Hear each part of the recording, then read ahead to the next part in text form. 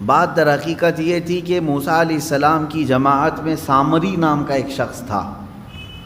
سامری حضرت موسیٰ علیہ السلام کی امت میں سے ہے اور قریبی تھا۔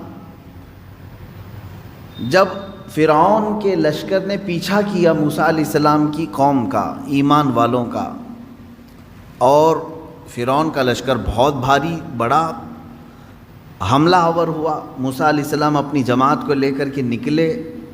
اب ایسی جگہ پر پہنچے کہ سامنے سمندر ہے اور پیچھے فرعون کا لشکر ہے، راستے بند ہو چکے تھے۔ آگے جاتے تو سمندر میں ڈوبنا ہے، پیچھے جائیں تو فرعون کے لشکر ہی ہلاک کریں گے۔ تو اس موقع پر اللہ رب العزت نے موسیٰ علیہ السلام کی مدد کے لیے ان پر وحی فرمائی، اے موسیٰ تم اپنے عصا کو سمندر پہ مارو۔ تو حضرت موسیٰ علیہ السلام نے سمندر پہ مارا تو 12 راستے اس میں نکلے، 12 راستے کھلے ہوئے راستے، ایسے کہ دھول اڑتی تھی سمندر کے درمیان۔ اب موسیٰ علیہ السلام کی امت میں 12 قبیلے تھے، 12 خاندان تھے۔ ان ہر ایک قبیلے کو موسیٰ علیہ السلام نے حکم فرمایا کہ ایک ایک اپنا راستہ لے لے اور نکل جائے سمندر کے دوسرے طرف۔ موسیٰ علیہ السلام کی جماعت ان راستوں پر چل پڑی۔ فرعون کی لشکری پیچھا کرتے کرتے قریب تک آ گئے۔ اب انہوں نے دیکھا کہ موسیٰ علیہ السلام اور ان کی جماعت تو کھلے راستوں میں جا رہی ہے سمندر کے درمیان۔ تو انہوں نے فرعون کے تمام لشکریوں نے یہ سوچا کہ ہم بھی ان راستوں پر کیوں نہ چلے جائیں، تو ساری فوج اس راستے پر آ گئی۔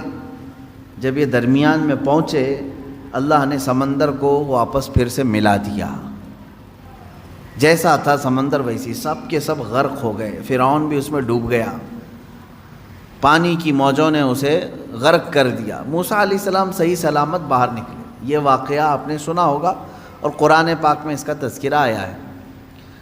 اب موسیٰ علیہ السلام جب سمندر کو عبور کر کے دوسری سمت میں آئے تو یہاں اب معاملہ یہ تھا کہ اپنی قوم کو موسیٰ علیہ السلام نے روزہ رکھنے کا حکم دیا۔ یہ عاشورہ کا دن تھا، شکرانے میں انہوں نے روزہ رکھا، عبادت کیا۔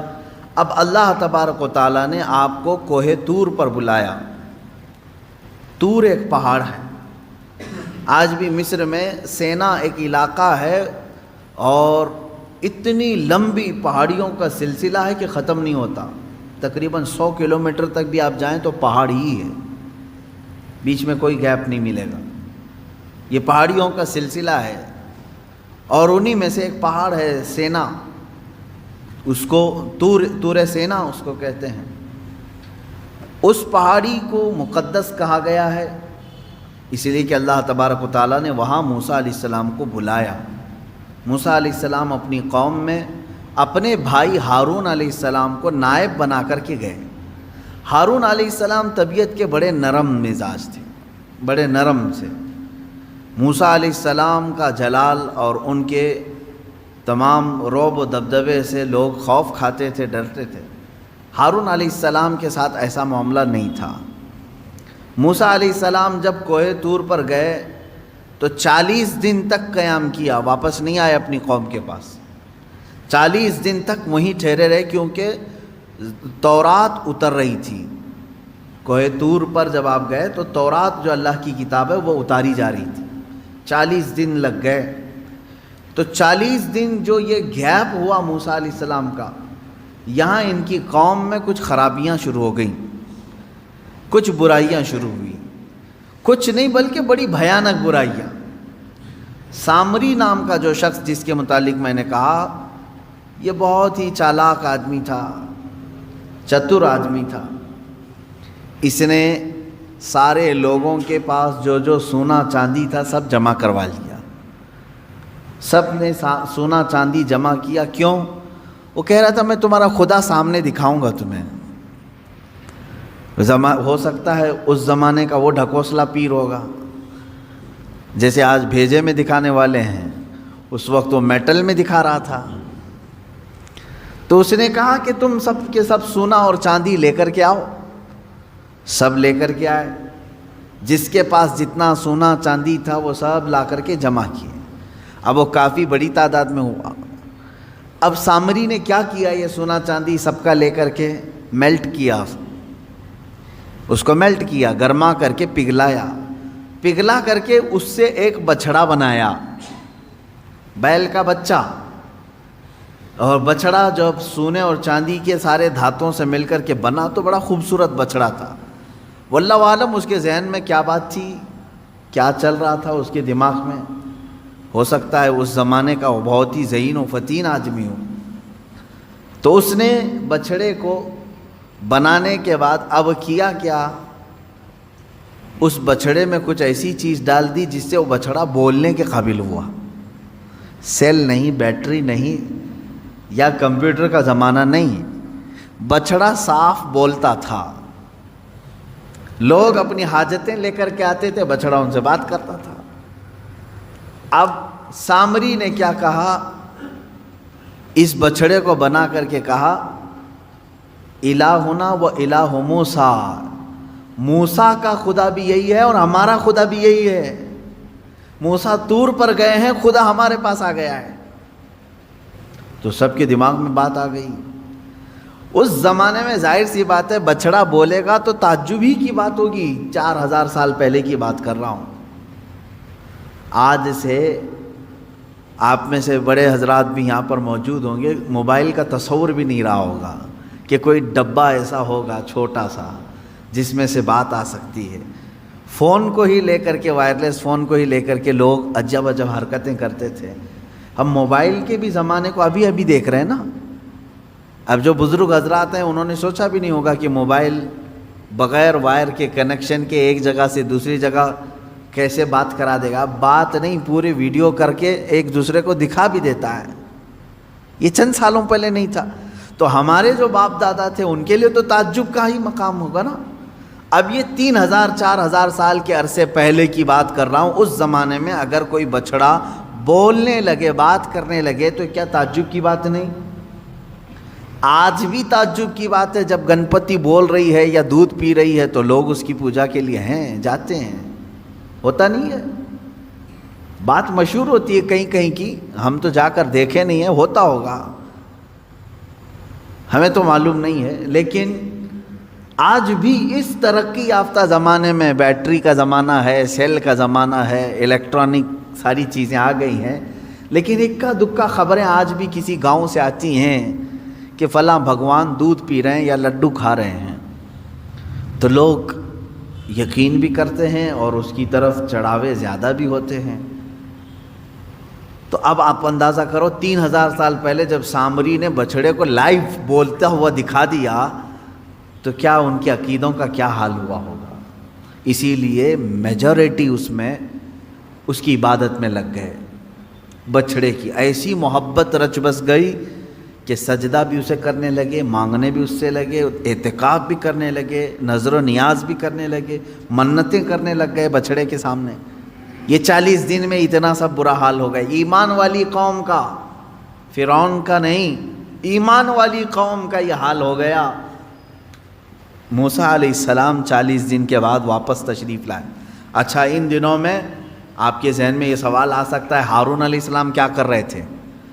کیونکہ موسیٰ علیہ السلام کے بھائی ہیں اور ان کو وہ نائب بنا کر کے بھیجے تھے. ہارون علیہ السلام کو جو منع کرنا تھا وہ منع کرتے رہے، لیکن اکثریت جو ہے وہ سامری کے جادو کو دیکھ کر کے اس طرف چل پڑی.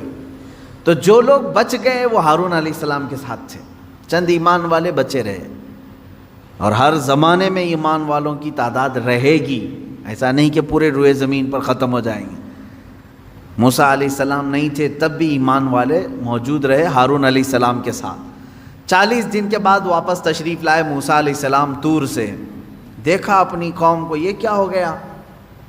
تم لوگوں نے بچھڑے کو کیسے معبود بنا لیا؟ اور پھر اس کے بعد سامری کو گرفتار کر کے موسیٰ علیہ السلام لے آئے. تو نے بڑا کھلا شرک کیا، تیرا قتل واجب ہے، اب تجھے مارا جائے گا. لیکن یہ تو بتا اس کو بولنے کے قابل تو نے بنایا کیسے؟ لوگوں کا سونا چاندی سب میلٹ کیا، اب بنایا کیسے تو نے اس کو؟ خیر ہے، آپ دیکھیں سامری اس زمانے میں بچھڑے کو بولنے کے قابل تو بنایا، لیکن بچڑے کے بھیجے میں خدا نہیں دکھایا. یہ اس زمانے کا کمال ہے. وہ جادو جس طرح سے بھی کیا ہوگا لیکن اس نے کہا یہی خدا ہے. اب آپ اندازہ کریں موسیٰ علیہ الصلوۃ والتسلیم نے جب اس سے سوال کیا، اب وہ جواب کیا دیتا ہے؟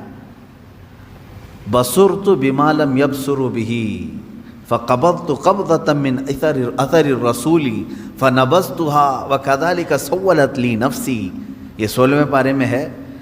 جب ہم سمندر کا راستہ طے کر کے آگے آ رہے تھے اس وقت معاملہ یہ تھا، موسیٰ علیہ الصلوۃ والتسلیم گھوڑے پر سوار تھے. موسیٰ علیہ السلام گھوڑے پر سوار تھے. اب سامری کہتا ہے میں نے ایک چیز ایسی دیکھی جو لوگوں نے نہیں دیکھی، عام لوگ نہیں دیکھ رہے تھے. کیا؟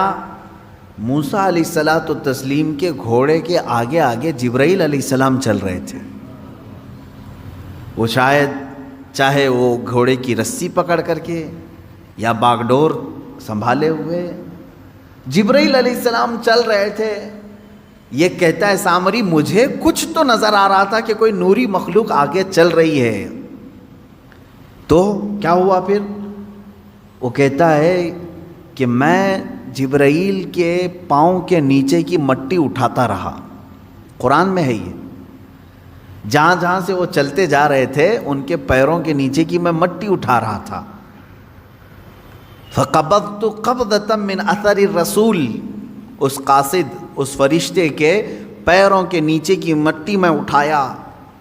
پھر کیا کیا؟ کہا وہی مٹی، اسی مٹی کو لا کر میں نے بچڑے کے منہ میں ڈالا، یہ بولنے لگ گیا. اللہ اکبر. یہ قرآن کا فلسفہ ہے میرے عزیزو. یہاں سے کئی باتیں ہمیں سمجھ میں آتی. یہ کون سا بچڑا تھا جس کا تذکرہ چل رہا ہے یہاں پر؟ وہی بچڑا ہے. اب عبادت اتنے سارے لوگوں نے کیوں کیا یہ بھی آپ کو سمجھ میں آ گیا. اس زمانے کا وہ بہت بڑا کمال تھا، بہت بڑا. اس زمانے میں کمال سمجھتے ہیں. کہہ تو رہا ہوں میں، بھگوان جب دودھ پینے لگے لڈو کھانے لگے تو اس زمانے میں کمال سمجھتے ہیں. 3000 سال پہلے کیا حال ہوگا. اب آپ ہزاروں لوگ اس میں جو گمراہ ہوئے تھے، شرک کیے، حکم ان کے لیے یہ آیا کہ ان سب کو قتل کر دیا جائے. سارے لوگوں کو مار دیا گیا. قتل وہ سخت ترین حکم تھا بنی اسرائیل کے لیے. وہ قتل ہو گئے. جتنے عبادت کیے تھے بچڑے کی وہ سب ختم ہو گئے. اب اندازہ کریں آپ، یہاں سے کئی باتیں اس سے سمجھ میں آتی ہیں. سامری کا بھی قتل ہوا، اس کے پیچھے جتنے لوگ چلے تھے ان کا بھی قتل ہوا. سب سے پہلی چیز اس واقعے سے ہمیں جو چیزیں ملتی ہیں نکل کر کے وہ کیا کیا ہیں؟ پہلی چیز تو یہ ہے کہ قوم سے جب رہبر دور ہوتا ہے تو قوم بگڑ جاتی ہے. پہلی چیز یہ ہے. اسی لیے کہا گیا کہ زیادہ دیر تک قوم کو خالی نہ چھوڑا جائے. اور حضور اکرم صلی اللہ علیہ وسلم کی حدیث بھی ہے، جس قوم کا کوئی امام نہیں، جس کی گردن میں کسی کی بیعت نہیں، تو وہ شیطان کا کھلونا بن جاتا ہے. شیطان اسے ادھر کھینچتا ہے ادھر کھینچتا ہے. ید اللہ علی الجماعہ، اللہ کا دست قدرت پوری جماعت پر ہے. جس کی کوئی گائیڈنگ کر رہا ہو، لیڈنگ کر رہا ہو، امام ہو. من شذ شذ فی النار، حضور فرماتے ہیں جو جماعت سے ہٹا اسے تنہا جہنم میں ڈالا جائے.